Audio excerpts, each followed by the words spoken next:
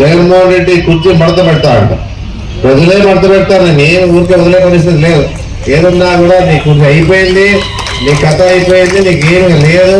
నువ్వేదో అనుకుంటూ ఏమన్నానంటే ఎంత దౌర్జన్యంగా మాట్లాడతాడు అంటే చంద్రబాబు నాయుడు అట్లే మాట్లాడతారు. మా కథ చూస్తాం, మా అధికారం వస్తాయని. ఎక్కడి నుంచి వస్తుంది అధికారం అంటే ప్రజల్ని అధికారం వచ్చినా ప్రజలంతా కాసుకోవాలనే పరిస్థితి ఏం లే.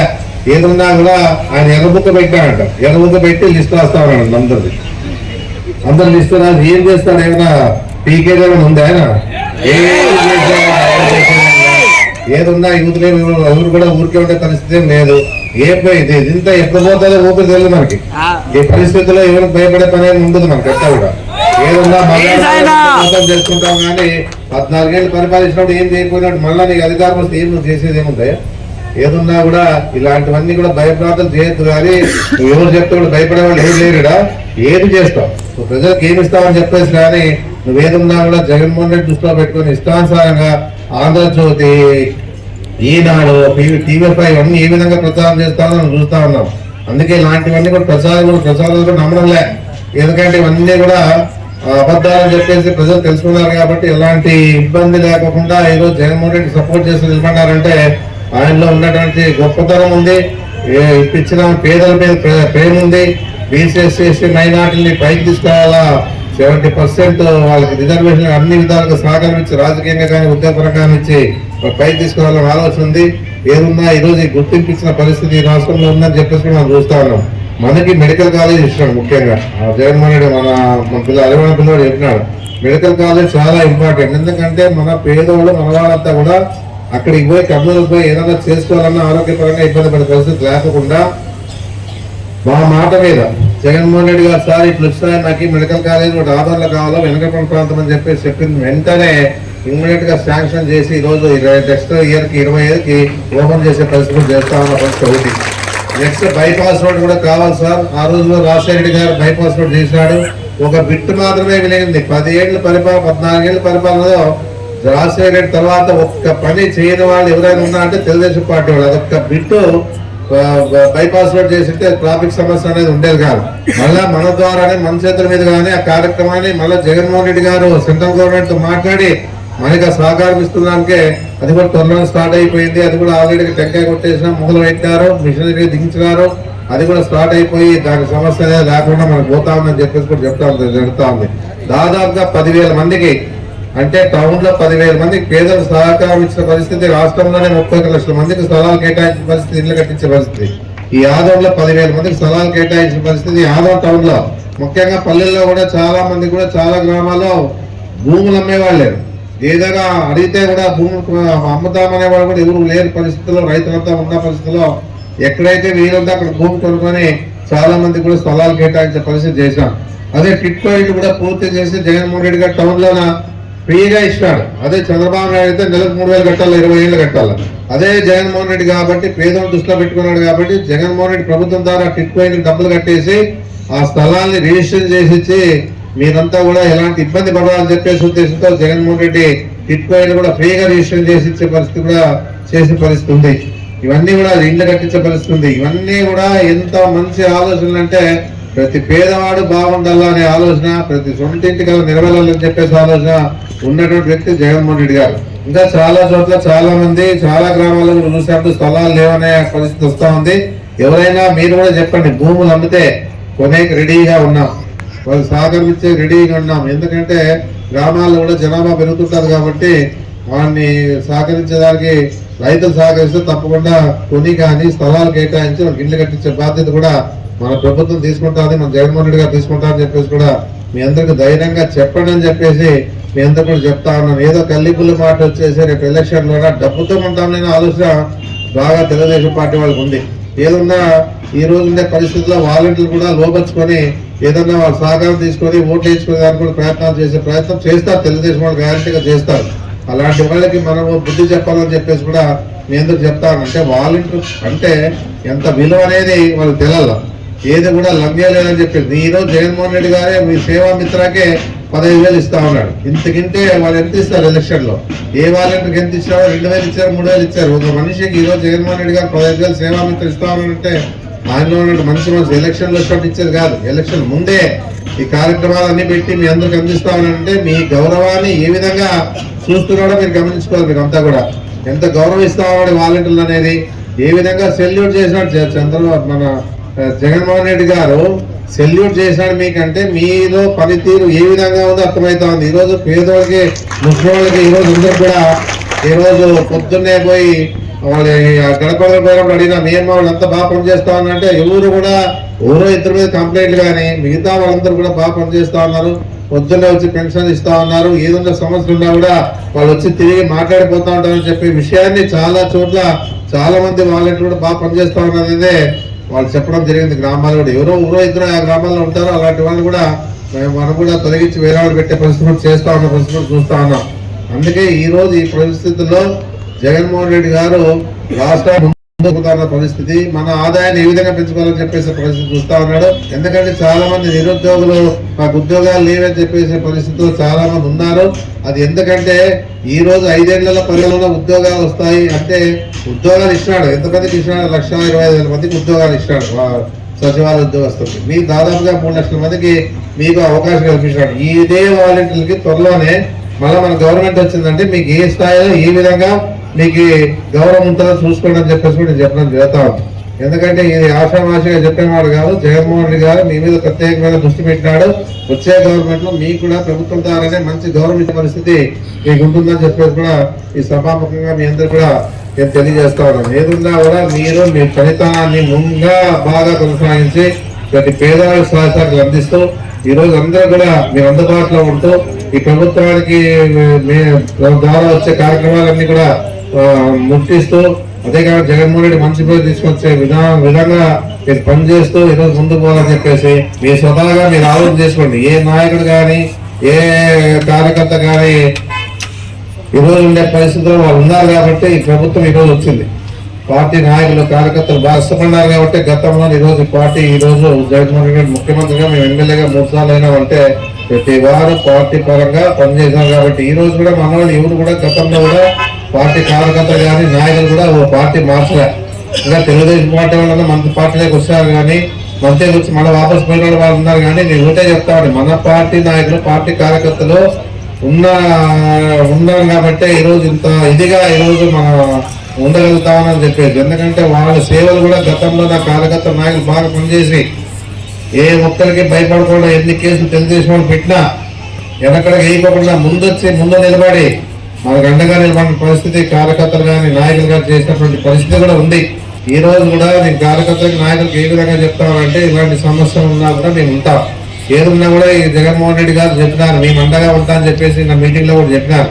ఎందుకంటే మొదటగా గవర్నమెంట్ వచ్చింది కాబట్టి గవర్నమెంట్ లో ఏది చేసినా కూడా తప్పుడు ప్రచారాలు చేస్తారని చెప్పేసి ఉద్దేశంతోనే కార్యకర్తలకి నాయకులకి ఏ విధంగా కూడా సహకారం లేదన్న ఆలోచన ఉంది కాబట్టి ఆలోచన త్వరలోనే జగన్మోహన్ రెడ్డి గారు మీకు సహకారం ఇస్తామని చెప్పేసి కూడా నేను కూడా గట్టిగా చెప్తాను. ఎందుకంటే మనలో ఉన్నటువంటి పట్టుదల తెలుగుదేశం పార్టీ వాళ్ళు లేదు.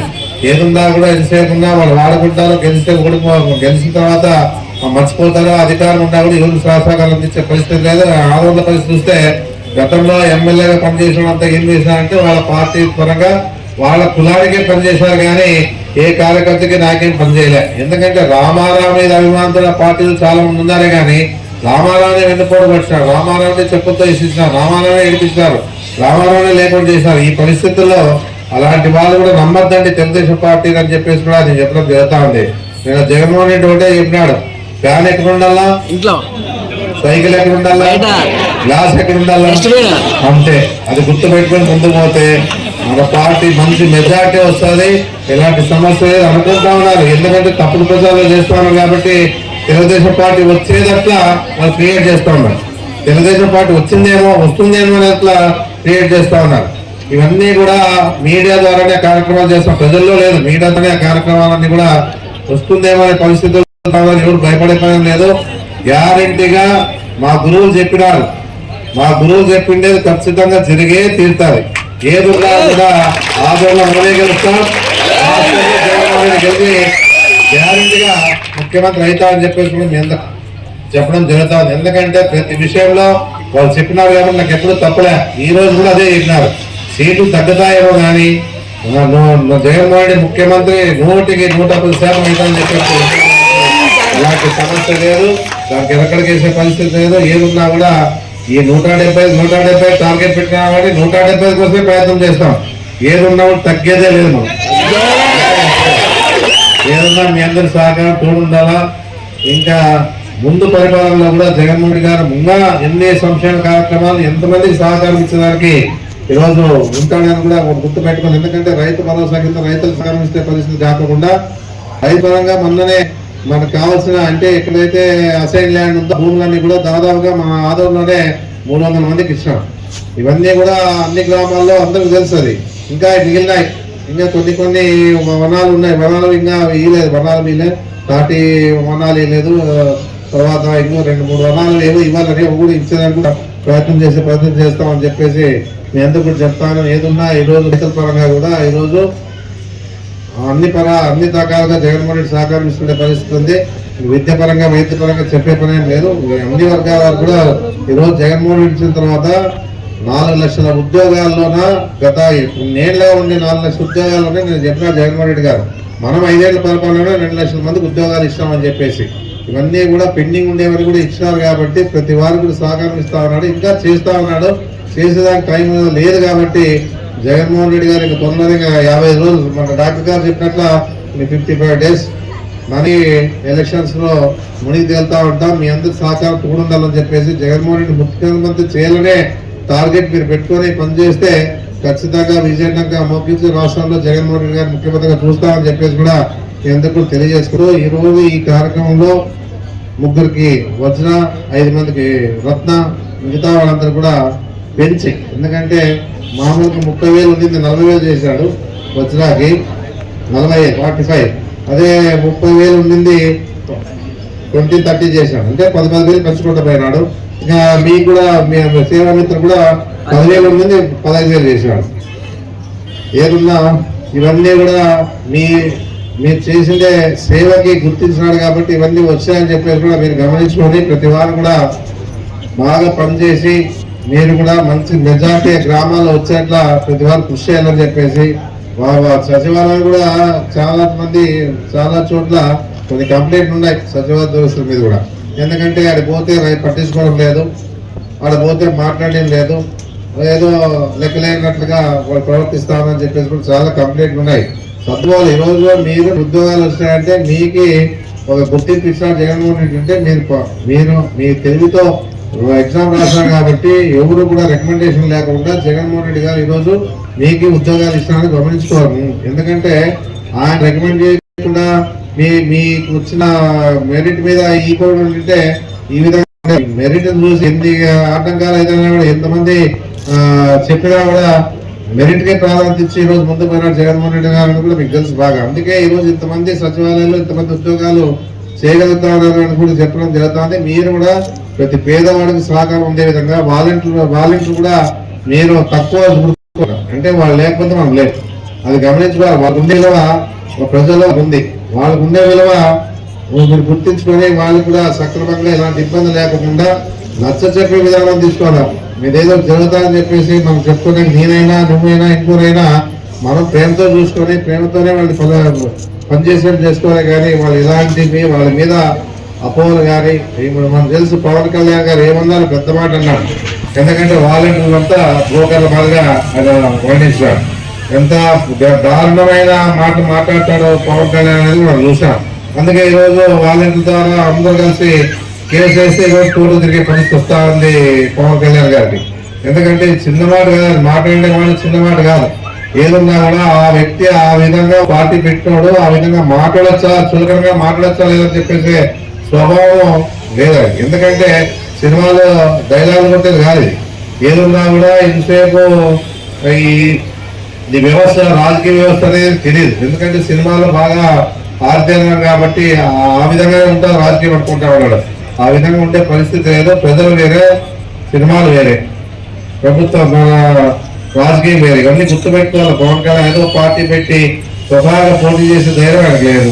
ఎంతసేపు ఉన్న చంద్రబాబు నాయుడు పోయి అవినీతి పడి చంద్రబాబు నాయుడు ఎన్ని వేల కోట్లు దోచుకోవడం మనం చూస్తా ఉన్నాం. స్కిల్ డెవలప్మెంట్ లో కానీ ఇంకా మిగతావన్నీ బయటపడతా ఉన్నాయి.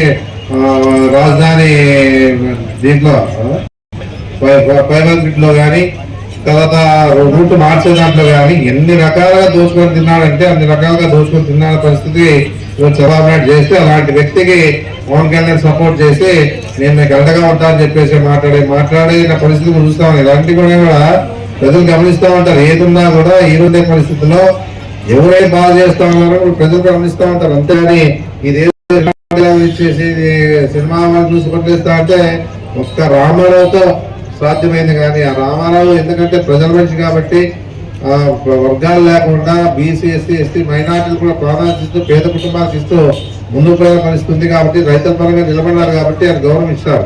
ఇలాంటి వాళ్ళంతా కూడా ఎట్టి పరిస్థితుల్లో సినిమా యాక్టర్లుగా వచ్చిన చిరంజీవి వెళ్ళిపోయినాడు. ఇంకా పవన్ కళ్యాణ్ ఎంత గుర్తుంచుకోవాలి. అంతా కూడా ఏదున్నా కూడా ఏమి జరిగే పని లేదు.